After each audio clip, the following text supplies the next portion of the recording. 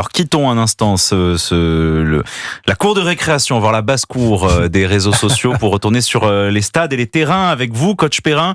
On suit en ce moment les Français du basket qui mènent face aux Canadiens 73-66, ils résistent. Il y a une image qui vous a marqué aujourd'hui, sans médaille pour l'instant d'ailleurs, on le regrette. On s'est réveillé avec le surf, mais c'était la nuit dernière.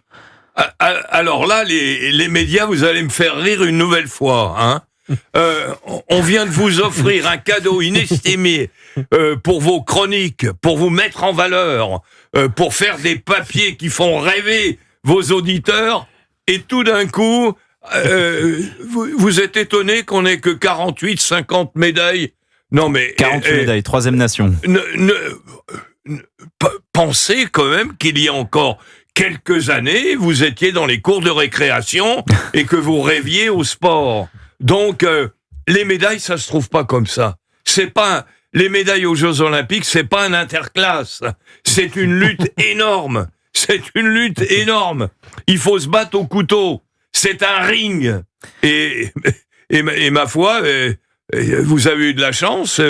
Vous avez été en chercher une à Tahiti. Tahiti, première médaille olympique de l'histoire de l'île française au milieu du Pacifique, avec ce colis vaste qui a emporté et qui a dompté la vague de Teahupo'o. C'est une première dans l'histoire du surf qui ne participait pas jusque-là à la compétition. Vous avez vu les images incroyables de ces surfeurs? J'ai des sauteurs à la perche qui maintenant sont... La coïncidence de l'histoire, sont devenus tahitiens et m'ont beaucoup parlé du surf et de tous ces sports d'eau formidables. Et le gars était excessivement confiant. Il avait gagné déjà des championnats. Il maîtrisait parfaitement. On ne regarde que la vague et que la glisse de la planche. On oublie de regarder le mec qui est dessus, hein. Faut être un véritable athlète. Si vous voyez les Beach Boys à Los Angeles, à Malibu, c'est quand même pas des gringalets de boulevard, hein.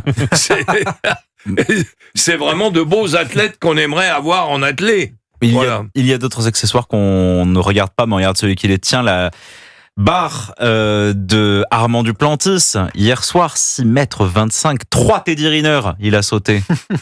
C'est quelque chose, lui. Si vous comptez maintenant en unité de mesure Teddy Riner. Paul Melun. Moi, je vais vous donner une autre statistique. À 6 mètres, il gagne. Il est champion olympique. Dans l'histoire des Jeux, en 130 ans, il n'y en a que 2 qui ont réussi à faire ça. Richards, en 52-56, et lui. Donc, c'est pas facile. Ça se trouve pas sous la patte d'un cheval, hein, des titres olympiques comme ça. Donc, à 6 mètres 10, il bat le record olympique. Deuxième chose.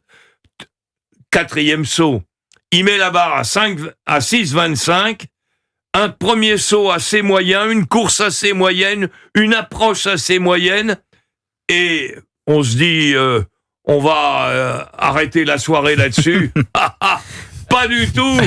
Il pense surtout à vos confrères journalistes qui étaient présents, évidemment, et il passe. Il ne touche pas la barre en montant, ni au milieu du saut, ni là. C'est vraiment prodigieux. En 6 sauts, il fait une démonstration. Et puis, un événement important pour le sport, c'est que il y a eu 80 000 personnes qui sont restées debout sur les sièges. J'étais pétrifié. Moi qui ai l'habitude de voir des compétitions avec 200-300 personnes, on était admiratifs. Et lui aussi l'était.